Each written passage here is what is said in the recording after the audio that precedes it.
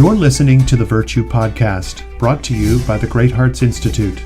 Good conversations around the great conversation. Welcome back to the Virtue Podcast, and it is my distinct pleasure this morning to be hosting the president of the Society for Classical Learning, Eric Cook. Welcome, Eric.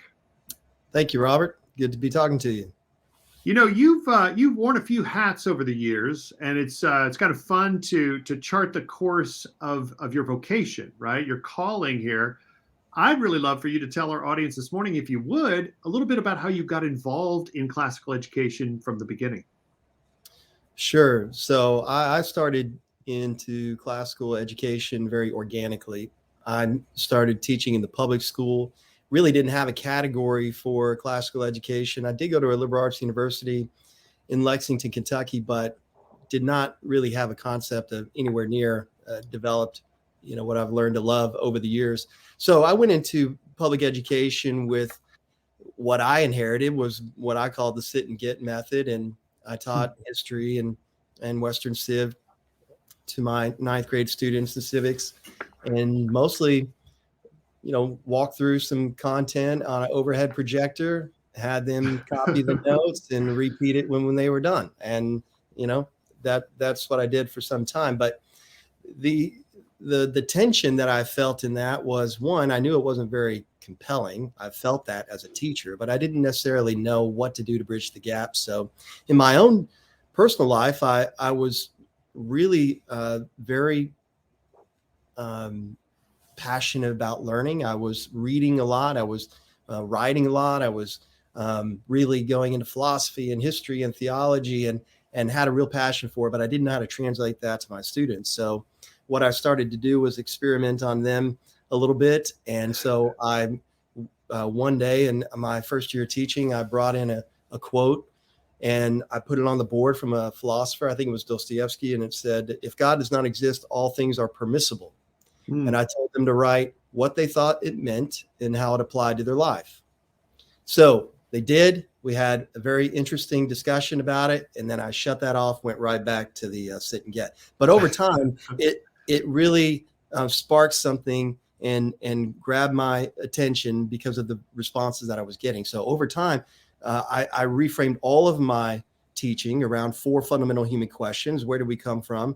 Why are we here? How do you tell right from wrong? And what happens when you die? So I start all of my classes that way, and then started to focus more on primary text and big questions. Yeah. And that really caused my classroom to come alive. So I ended up starting a philosophy club that was meeting after school, and students were coming, 70, 80 public school students coming to talk about basic human questions that were really important to them outside of the classroom.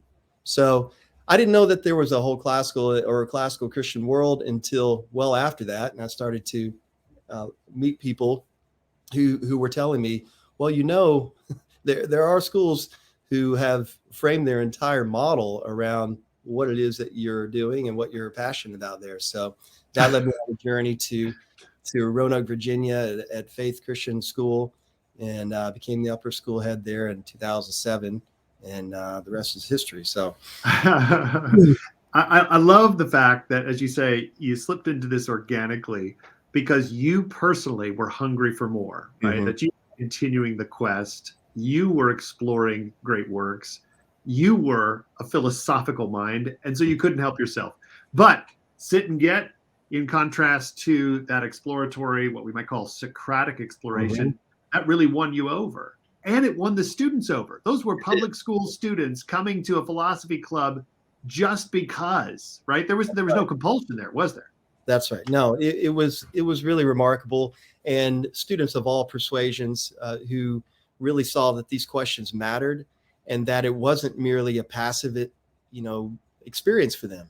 They felt like these questions really matter, and they seem to matter to my teacher, and we should be taking these seriously. So part of my sort of selling education to my students was, if we look at it this way, and that learning itself is a discovery of these most important fundamental things, and depending on what subject we're in, it brings us clarity and insight and beauty and knowledge to these bigger questions, well, that seemed to be a lot more compelling than, you know, I need to get this to go into college or to just do the next thing or to get a Yep. grade or, you know, so reframing that was really, really powerful. And I don't think most of my students had heard it that way. Hmm.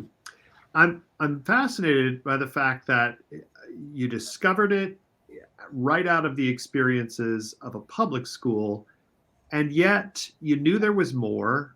And as you quested for that more, you fell into it. You mentioned Dostoevsky as your first quotable, but who were some of the others to which you apprenticed yourself? You essentially kind of began to read and or explore a tradition that was much richer. Who were some of those first sources in your experience?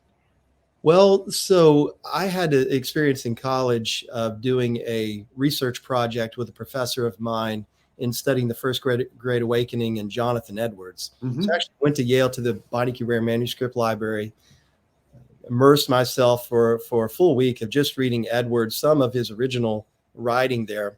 And that was formative for me and really sparked, I think, even a deeper interest to keep discovering more and linking ideas to one another.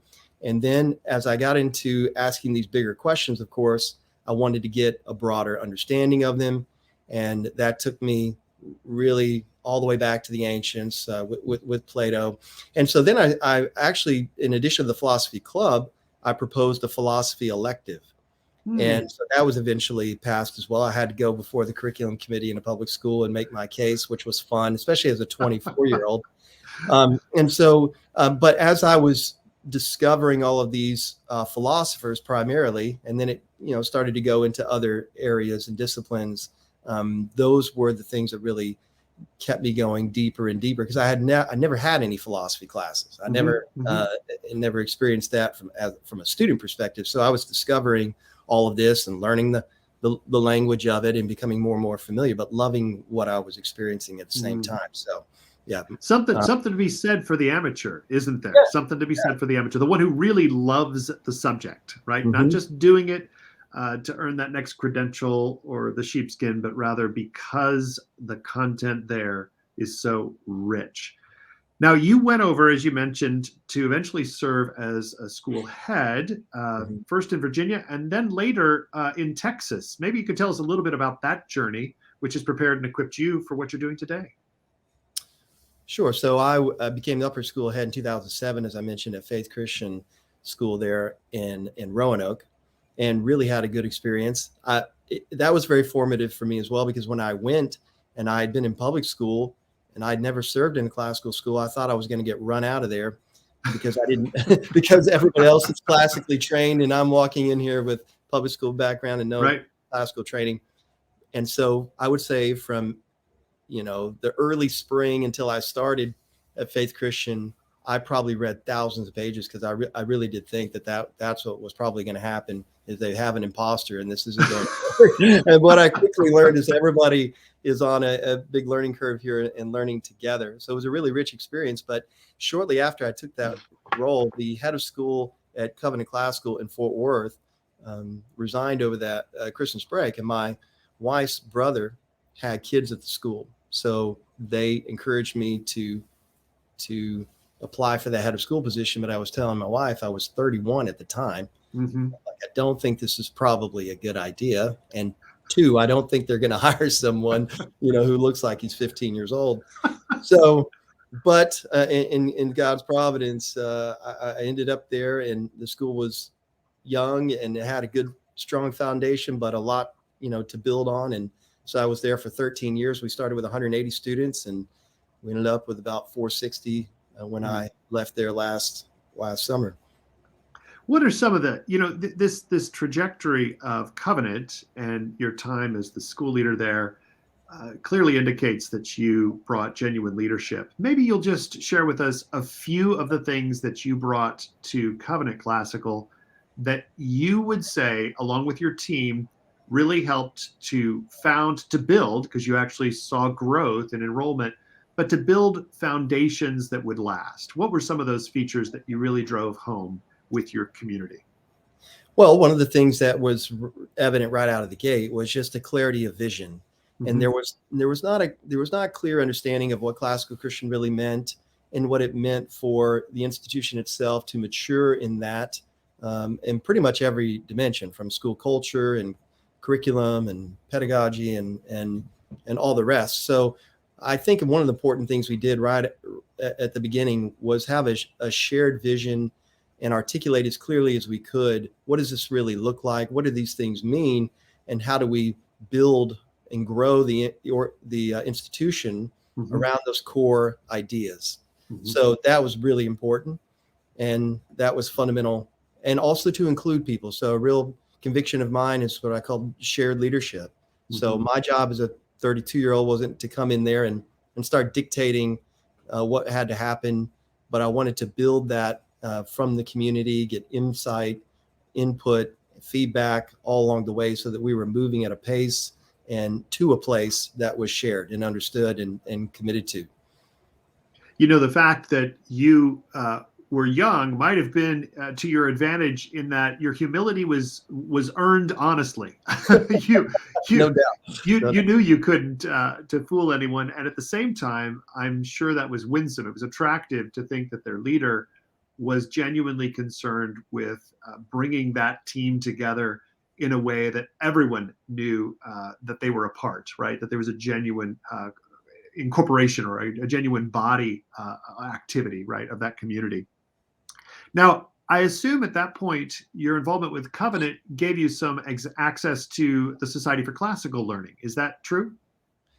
That's true. Although the head of school at Faith Christian in Roanoke was Sam Cox, and Sam was on the Uh, board of SCL when I was there in Roanoke, and so he was the one who then recommended me for the SCL board shortly hmm, after I arrived there at Covenant in Fort Worth.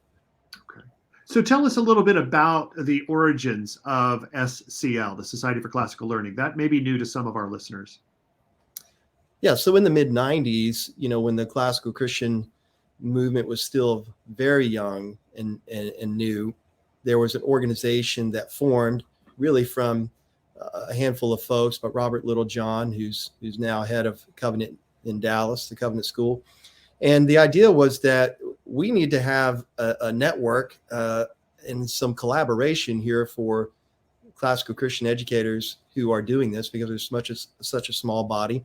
ACCS already existed out in Hmm. Moscow, but it wasn't really accessible in a lot of ways, just geographically and otherwise. And so they created the East Coast Consortium of Classical Schooling and the ECCCS before it was SCL. And I'm glad they changed the name. But That's a lot of letters. and so there was resources, being shared. There was trying to define the ideas, trying to create a network where they could help each other do what they were doing better as they were all trying to figure it out. Sure. So that really is how it started. So, as a consortium of fellow travelers, right, those who are just trying to find the resources they need and to collaborate in order to encourage one another to continue to excel, what were some of the things you saw early on, right, as you first came there to Faith and then to Covenant, that and then sat as a board member? What were some of the essentials that SCL landed upon? Again, just as you articulated regarding Covenant, what did Mhm. SCL really want to accomplish from the get go? Well, I think some of it was to let's have a place where these ideas can be shared, discussed, articulated, and where we can learn from one another and journey together. So there was this tagline at the beginning: "Join the conversation." That was Hmm. part of the ethos of SCL at the beginning. Is we want to come alongside one another and learn from each other as best we can, as we all try to figure out what this really means to do classical Christian education well in our respective institutions, to define it, to train our teachers, and to articulate the ideas clearly. So they also produced a journal a couple times a year where they were soliciting articles and getting people, scholars and practitioners, to write about things that mattered and were relevant to things happening in the classrooms and schools around the country. So that was part of it. Another part of it was, I think, the ethos was very um, collaborative. They wanted people from different perspectives. It wasn't prescriptive at all. I think Hmm. it was very much inviting people in to be part of it, and it was more think tankish than it is now. Hmm. And they had a really warm, inviting culture to it, and I think people from the beginning acknowledged that and wanted to be part of that. And, you know, it's evolved a lot since those early days. And we're, I would say, far more ambitious and less just contemplating the ideas. There's a lot of emphasis on institution building now, and thinking more broadly about what SCL can do to catalyze classical Christian education. Well, you've been the president of SCL now for just not even quite a year formally in a full-time capacity. So that means that things are in fact ramping up. What was the prompt for the board of SCL to make that decision, right, to bring you on in a full-time capacity? Well, there was definitely an evolution to that, because in 2015, I became the SCL board chair. Mm-hmm. We redefined our mission statement and our overall trajectory. We were already starting to grow and think of ourselves more robustly as an organization to be able to catalyze the growth of classical Christian education. But after a year of doing it, or less than a year of doing it, you know, we realized how important it was to have someone who wakes up every day and responsible for the organization, not someone in a volunteer position. So in 2016, I became part-time executive director while I was still serving as head of school in Covenant at Fort Worth.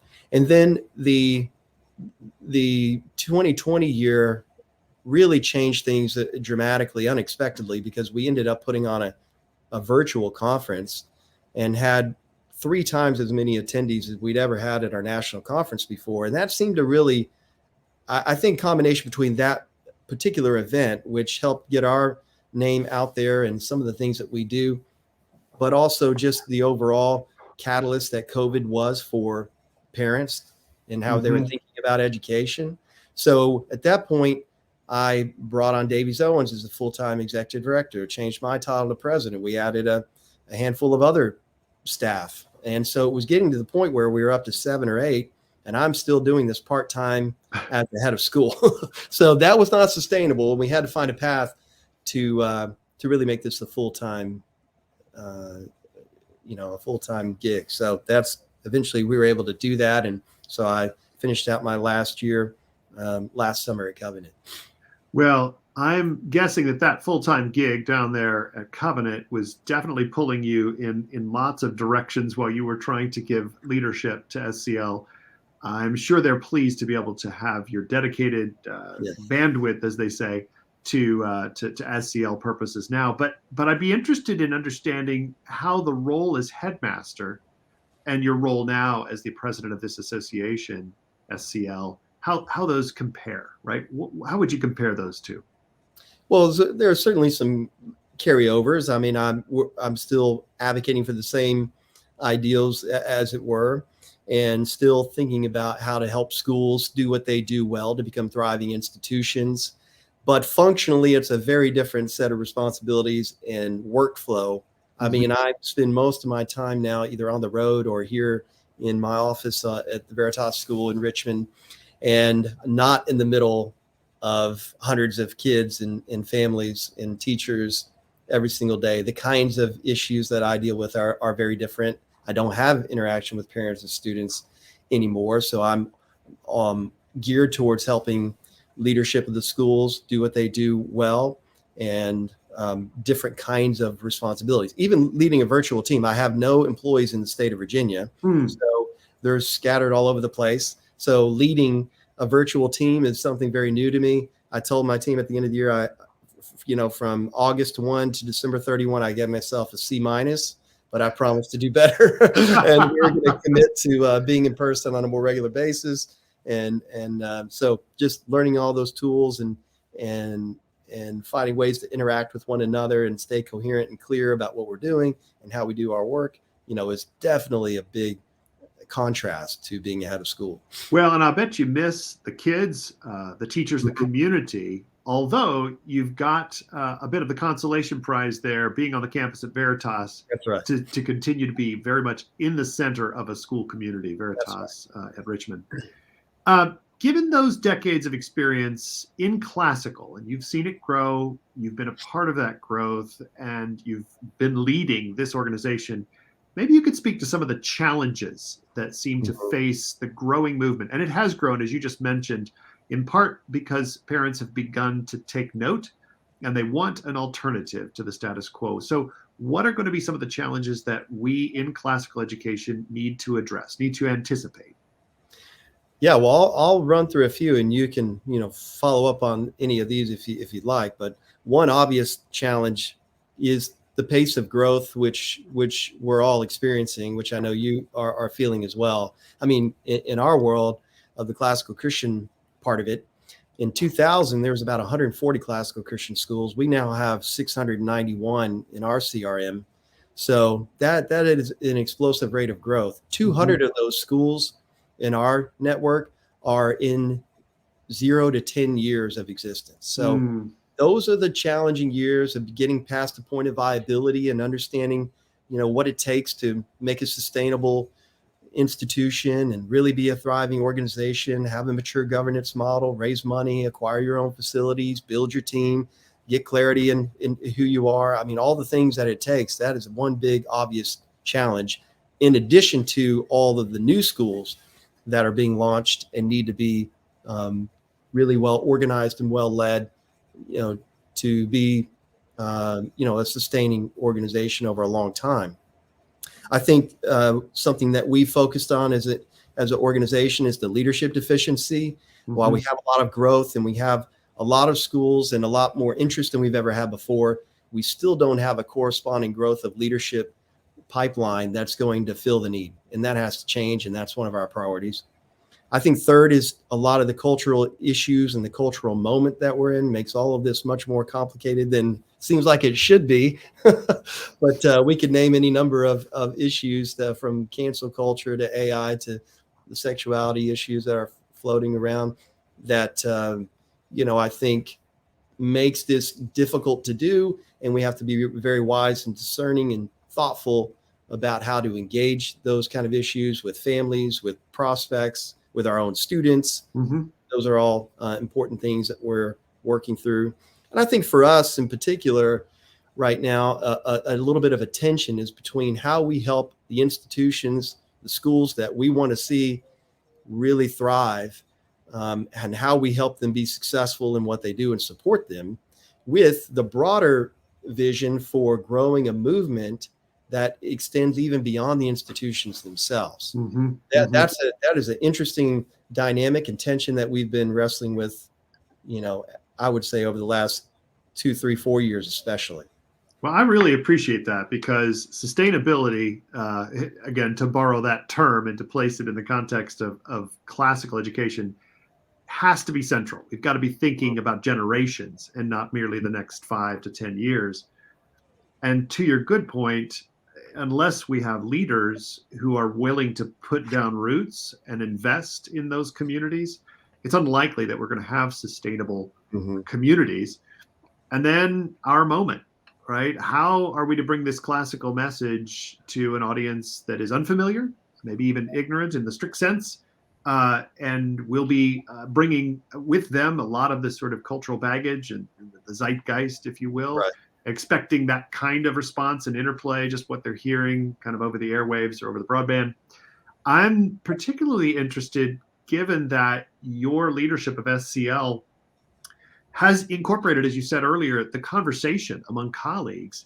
How does a diversity of viewpoints, as you try to bring this together around what I'll call solidarity, how does the growth and development of this organization move forward, given that you want to continue to allow people to have alternative perspectives, and yet you need to find the sort of commonality that drives the classical Christian movement forward? What are some of the things you're planning on at SCL?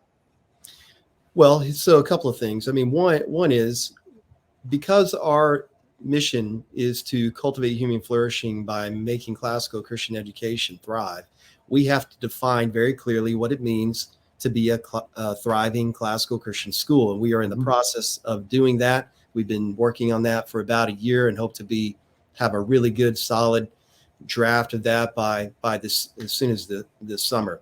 What that does then is allow us to take every aspect of what it means to run a school with classical Christian distinctives, articulated, and ensure that there's alignment in every aspect of the school, and then be able to take that and help schools assess themselves and move closer towards that ideal.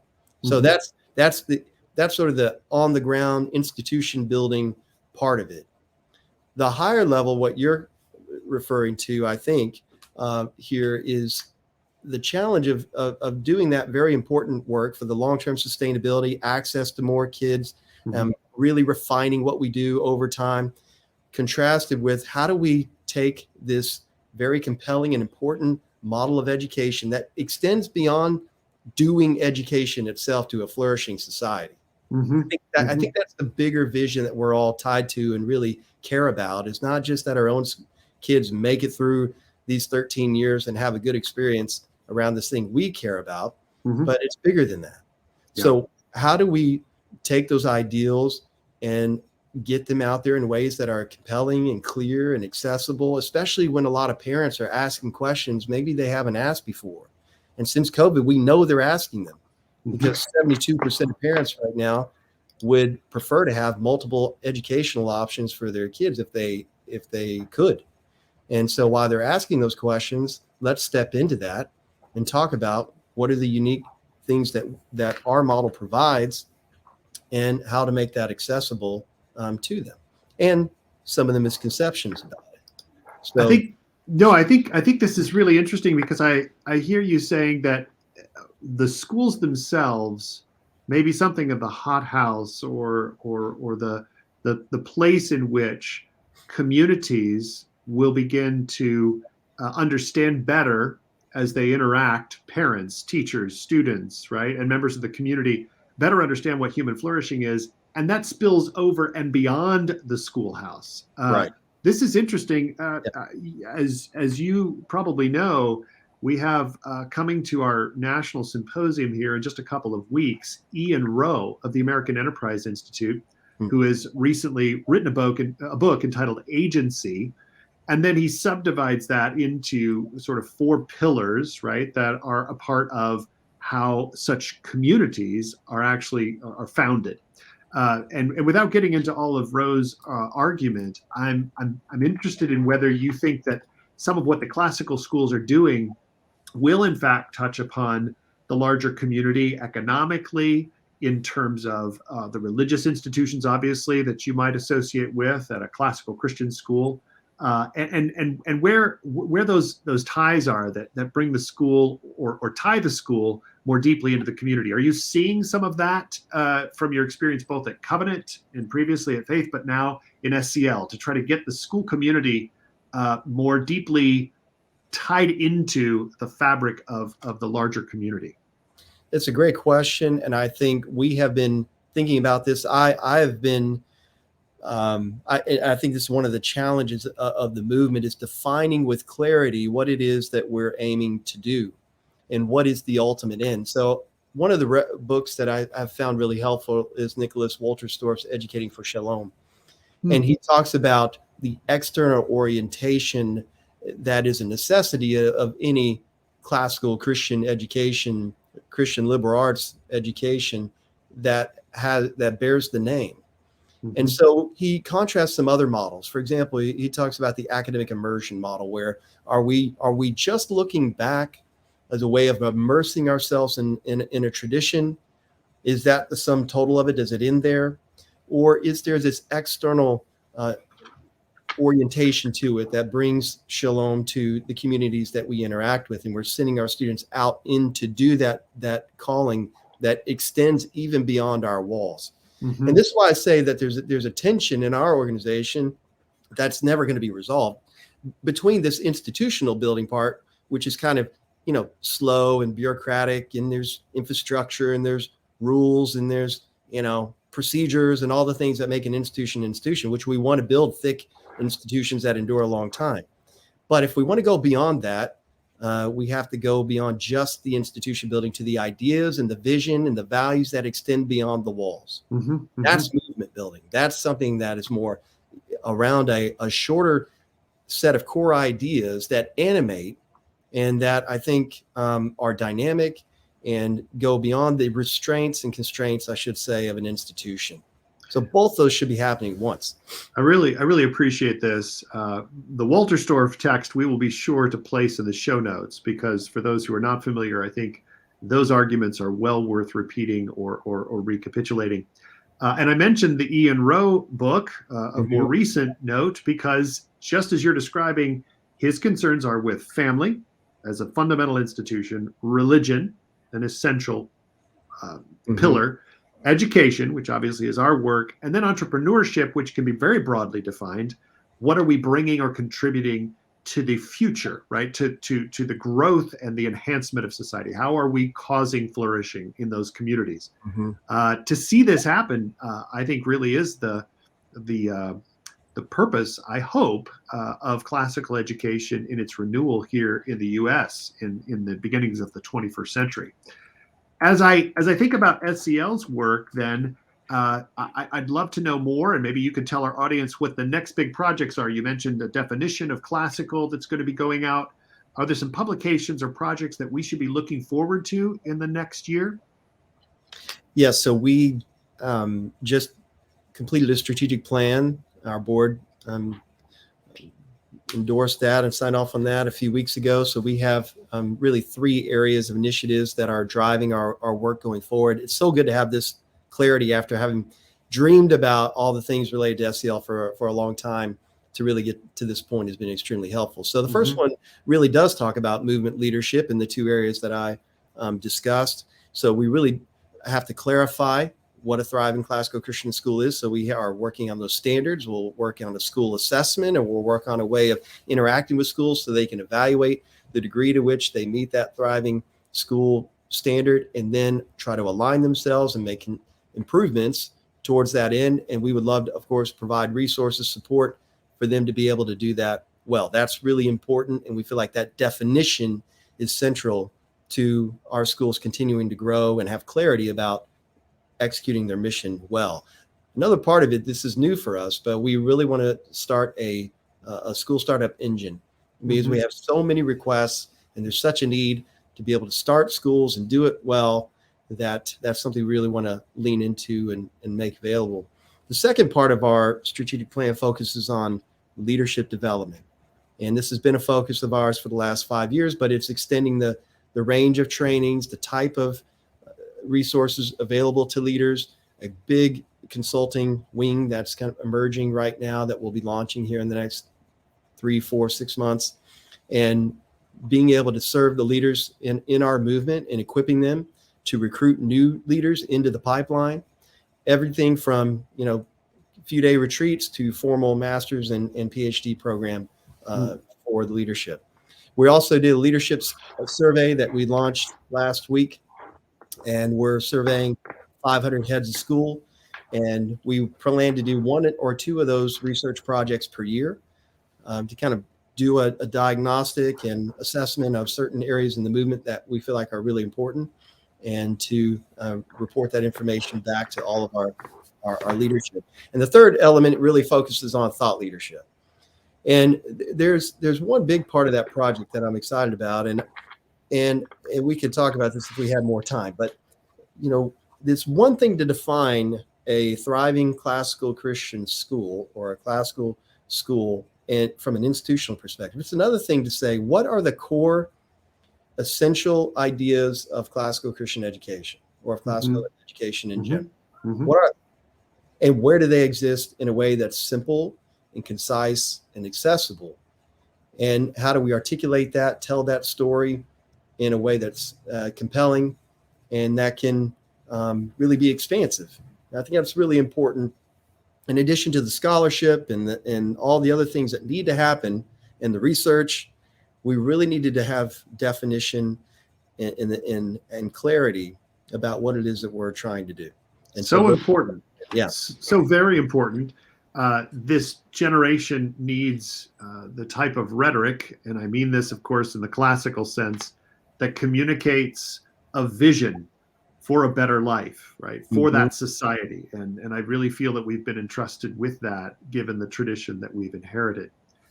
You've been such a supporter over the years. The Institute, the Great Hearts Institute, has invited you to a number of sessions where we have shared and collaborated with other association leaders, and you've always been there and such an active member. Are there other ways in which you see SCL working with either the Great Arts Institute or other related groups in order to advance classical? Because I think what you're describing right now suggests something beyond just SCL, right? No Beyond doubt. the thought leadership that goes far beyond any one of us. Well, I mean, you heard my story. I feel like I was doing a lot of what your schools are doing as sort of a standalone teacher, a long time ago, and I know even asking the right questions, providing quality content in the curriculum, it really is formative, and we know that that's true. But the more schools that are committed to doing that, I think if you back this out and what are the big picture common commitments that we have and that you and I have talked about, for years, and many other organizations who sit around our table a couple of times a year. And so we think it's really important, again, back to this movement idea. What are those broadest common values that we share? What's the broadest common vision we share? And let's lean into those and help one another. You don't build a movement by prescription. You build a movement by coalition. And so we don't need to be the centralized organization of classical education in the United States. We think it's important that we get pioneering leaders, adaptive methods, and really strong coalitions for the common good that we all care about. That includes Great Hearts and many other groups out there that are doing things we'd never be able to do with the quality that they can. Well, I'm going to say it again, folks, to this audience. I genuinely detect Eric's humility in all of this, and I appreciate that because that is attractive. It's attractive because we understand we are, again, the inheritors of a much greater tradition or legacy, and we hope to be faithful in giving it to the next generation. And that's my sense of your work and our collective work. Yeah, agreed. Eric, so good to be with you this morning. I really appreciate this time. I'm delighted you're going to be with us in just a couple of weeks down here in Phoenix. We're going to get other association leaders back to the table, and we're going to have a couple of panels where we talk to the entire country if we can get them on our live stream. So looking forward to seeing you in Phoenix. And we'll bring the sunshine and you bring the intelligence and the wit. All right? I'll do my best. Okay. Thank you, Robert. We'll see you in a bit. Bye-bye. Registration for the 2023 National Symposium for Classical Education is now open. Join us February 22nd through the 24th in Phoenix, Arizona for 3 days of unsurpassed scholarship, professional workshops, and networking opportunities. For more information, visit www.greathearts.institute. Working together to renew the tradition.